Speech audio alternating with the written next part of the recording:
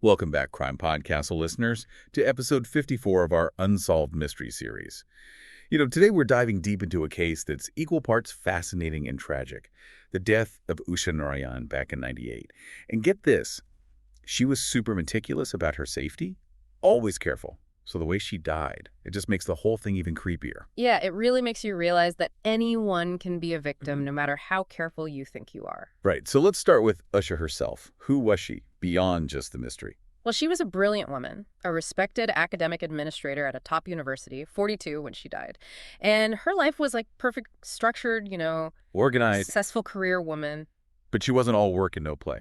Oh, absolutely not. She loved literature, classical music, had a tight group of friends. Actually, one friend even described her as like thriving on routine, predictability. Interesting, because that makes her death, well, even more out of place, doesn't it? Definitely. Okay, so take us back to August 14th, 1998. What happened that day? So her housekeeper shows up just like any other day, and right away, something feels wrong. Just this eerie, quiet. I'm getting chills just thinking about it. Walking into that, knowing something's off. Right. So she calls out for Usha, no answer.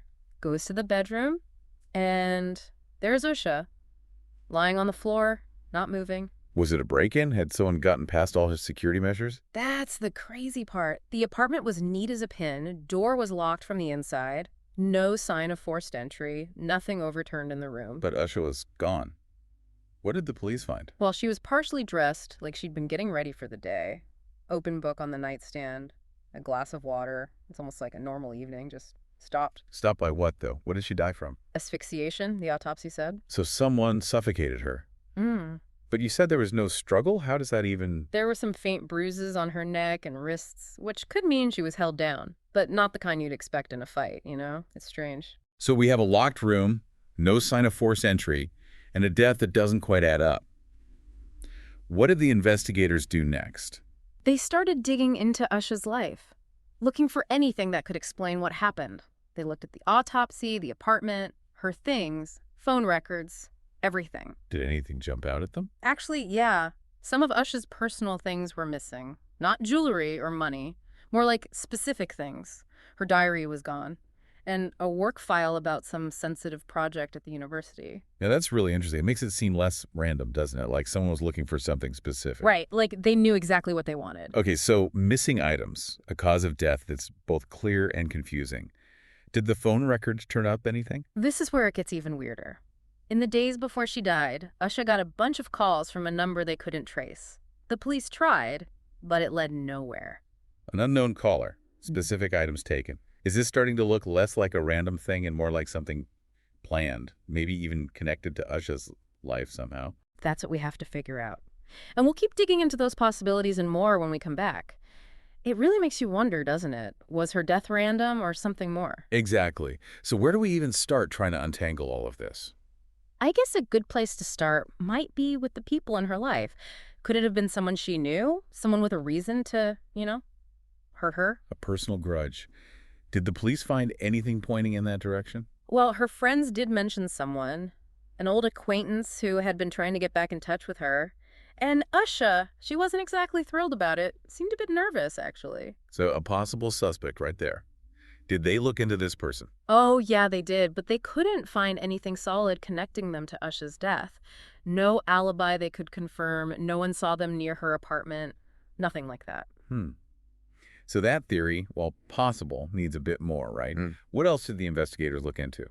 They also looked at her job at the university, especially with that missing work file, Makes sense. Yeah. It's not every day you find a missing work file at a crime scene. There's got to be a reason. Right. And think about it. As an academic administrator, Usha had access to all sorts of sensitive stuff. Research projects, financial records, maybe even confidential student information. Maybe her work, even unintentionally, put her in a risky spot. So someone wanted to shut her up. Yeah. Or maybe get their hands on that information. It sounds like something out of a spy movie. Those are definitely possibilities. But just like with the personal dispute angle, there was no hard evidence tying her work to her death. No data breaches, no one at the university acting suspicious, no hint of a cover-up. It's like every lead goes nowhere. So many clues, but they don't add up to anything. Did the police consider the possibility that this wasn't an accident at all? That it was a planned murder, made to look like something else? They did. The locked door, The scene with the book and water, the missing items that weren't valuable. Yeah. It all kind of points to that, right? Like someone's trying to throw the police off, create a story that wasn't true. Exactly. But even if it was planned, the big question is, why? What was the motive? Did they find anything in Usha's life that could explain why someone would go to such lengths? A secret enemy, a hidden feud, something from her past she was trying to keep quiet. Well, that's the mystery, isn't it? And sadly, it's a question the investigation hasn't been able to answer. At least, not yet. So we have the personal dispute, the work connection, and the planned murder. All interesting, but with holes. Hmm. Were there any other possibilities they explored? Some people thought maybe it was a medical emergency, something that happened suddenly which could explain the lack of a struggle. A medical emergency. Yeah. But how does that explain her being suffocated? It's possible, maybe not likely, but possible. Maybe there was a sudden health issue that blocked her airway, like a seizure or a severe allergic reaction, something that stopped her from breathing. Okay, I guess that's possible. But it doesn't explain the missing diary or work file? Or the bruises, does it? No, you're right. There are definitely problems with that theory, too. Just like with the others, it doesn't fit all the pieces, and it just raises even more questions.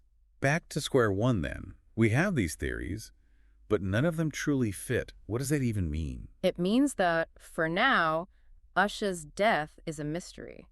And that's a hard pill to swallow, especially for the people who knew and loved her. I can only imagine. It must be so frustrating for her loved ones to have so many unanswered questions all these years later. But beyond the personal impact, did her death have any other lasting consequences? Oh, definitely. Her death sent shock waves through the entire university. Everyone was just devastated. She was so well liked and respected, and her loss was deeply felt. And aside from the grief, did it change anything at the university, like in how people thought about safety? Absolutely. It got people talking about personal safety in a big way, especially those working with sensitive information. They started thinking more about security, double-checking locks, being more aware of their surroundings. Makes sense. I mean, if it could happen to someone like Usha, organized, prepared, it makes you realize it could happen to anyone. Yeah, exactly. It's like a wake-up call. Even in places we think are safe, bad things can still happen. And sometimes those bad things leave behind more questions than answers. That's for sure. And that's exactly why we're still talking about cases like Usha's, even after all these years. So where does that leave us with Usha's case today? Is there any hope that it might still be solved? Officially, it's still an open case, but no one's been named as a suspect and no charges have ever been filed. Is there a chance it could be reopened someday? Maybe if new evidence comes up. As far as I know, it's never been officially reopened. But that doesn't mean it's closed forever.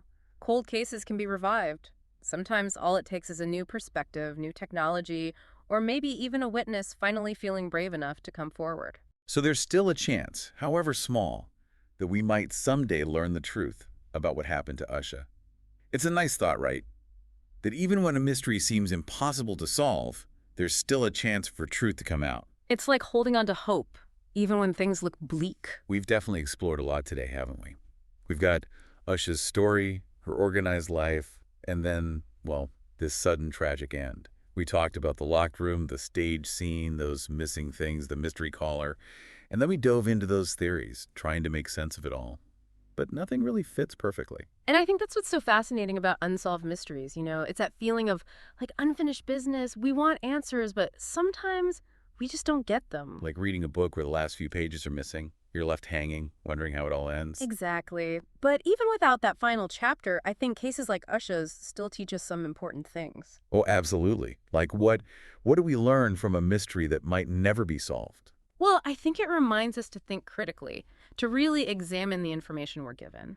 When we dive into these unsolved mysteries, we have to weigh the evidence, consider different viewpoints, and be ready to question what we think we know. It's like we all become detectives trying to put the pieces together and find the connections. Exactly. We have to dig into the details, challenge our first impressions, and be open to the idea that the truth might be more complicated than we first thought. And even then, even after all that, sometimes there just isn't a clear answer. And maybe that's okay, right? Oh. Sometimes the journey of trying to figure it out is just as important as actually finding the solution. Couldn't agree more. And in Usha's case, that journey has taken us through a maze of possibilities and unanswered questions. It really highlights how complex life can be, how fragile our sense of safety is, and how powerful a good mystery can be. Well said. Well, folks, that brings us to the end of our deep dive into the unsolved case of Usha Narayanan. But before we go, we'd love to hear what you think. What are your theories about the case? What stood out to you? Did we miss anything? Head over to our social media and let us know. And if you enjoyed this episode, don't forget to subscribe to CrimePod Castle for more deep dives into intriguing and unsolved mysteries. Until next time, stay curious, everyone. And remember, sometimes the most compelling stories are the ones that leave us with more questions than answers.